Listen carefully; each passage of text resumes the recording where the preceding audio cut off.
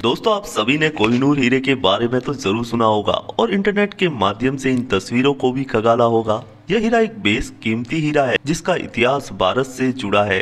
आज हम आपको इस वीडियो के माध्यम से कोहिनूर हीरे के बारे में बताने जा रहे हैं। कोहिनूर दुनिया का सबसे पुराना और सबसे प्रसिद्ध हीरे में से एक है। हालांकि क्या आपको कोहिनूर हीरे के इतिहास को लेकर जानकारी है, वर्तमान में यह कहाँ स्थित है और कुछ इसी तरह के सवालों के जवाब आज हम आपको इस वीडियो में देने वाले हैं। कोहिनूर हीरे की जुड़ी एक दिलचस्प बात जानकर आपको हैरानी हो सकती है कि इसको न तो आज तक बेचा जा सका और न ही किसी ने खरीदने की कोशिश की। इसको सिर्फ लड़ाई करके जीता गया या फिर छीना गया और या गिफ्ट के तौर पे पेश किया गया। इसका व्यापार कभी नहीं हुआ। और क्यों इतना खास है ये कोहिनूर हीरा, तो चलिए जानते हैं। वैसे कई हीरे हैं लेकिन सबसे मशहूर कोहिनूर हीरा है। ऐसा बताया जाता है कि मूल रूप से यह लगभग 793 कैरेट का था और अब यह लगभग 105.6 कैरेट का रह गया है। एक समय ऐसा भी था जब इसे दुनिया का सबसे बड़ा हीरा माना जाता था। और अभी ये हीरा कहां पर है, तो चलिए जानते हैं। एक गोलकुंडा वर्गीकृत हीरा जिसकी उत्पत्ति समय के बीच में खो गई। कोहिनूर आज ब्रिटिश ताज का गौरव है जिसे लंदन के टावर में रखा गया है। इस वक्त कोहिनूर हीरा ब्रिटिश के राज परिवार के पास मौजूद है। तो अब चलिए अब कोहिनूर के इतिहास के बारे में जान लेते हैं। कोहिनूर हीरे का इतिहास 5000 साल से भी पुराना है।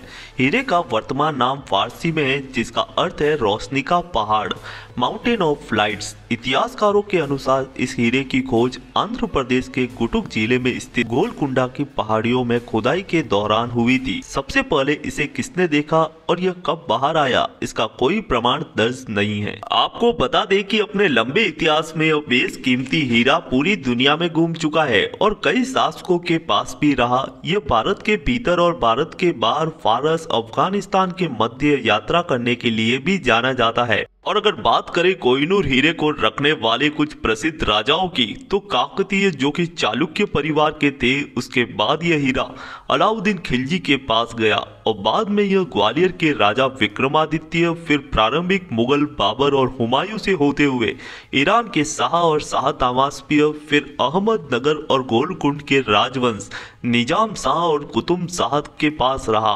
काफी साल इनके पास रहने के बाद में मुगल शाहजहां और मोहम्मद शाह रंगीला, फिर फारस के नादिर शाह जिन्होंने फारसी नाम कोहिनूर दिया, अफगान जनरल अहमद शाह दुर्रानी और उसके बाद से उनके उत्तराधिकारियों से लेकर शाह शुजा तक, शेरे पंजाब महाराणा रणजीत सिंह और उसके बाद उनके उत्तराधिकारियों से लेकर महाराजा दिलीप सिंह तक अंग्रेजों के स्वामित्व में आने से पहले हीरे ने कई बार शासक और स्थान बदला था। हीरे की उत्पत्ति आंध्र प्रदेश के गोलकुंडा में की गई। यह रायलसीमा हीरे की खदान से खनन किया गया।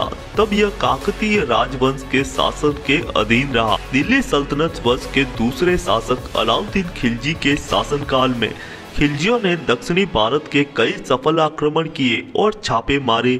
ऐसा माना जाता है कि खिलजी 1310 में वारंगल के एक ऐसे ही अभियान में हीरा हासिल करने आए थे। इसके बाद यह हीरा दिल्ली सल्तनत के एक शासक से दूसरे शासक में बदलता रहा। 1526 में बाबर ने इब्राहिम लोदी को हराया और हीरा हासिल किया। बाबर ने अपनी आत्मकथा बाबरनामा में हीरे का उल्लेख भी किया है। कुछ रिकॉर्ड के अनुसार बाबर के बाद हीरे ने शाहजहां के मयूर सिंहासन को सुशोभित किया था। फारसी सम्राट नादिर शाह ने 1739 में मुगल साम्राज्य पर आक्रमण कर हीरा जीत लिया था और 1747 में नादिर शाह की हत्या कर दी गई और उसका साम्राज्य पूरा बिखर गया। उनकी मृत्यु के बाद कोहिनूर उनके सेनापति अहमद शाह दुर्रानी के अधिग्रहण में आ गया था। उनके वंशजों में से एक शाह शुजा दुर्रानी ने पंजाब के रणजीत सिंह को हीरा दे दिया, जिसके बदले में दुर्रानी को अफगानिस्तान के सिंहासन को वापस जीतने में मदद मिली।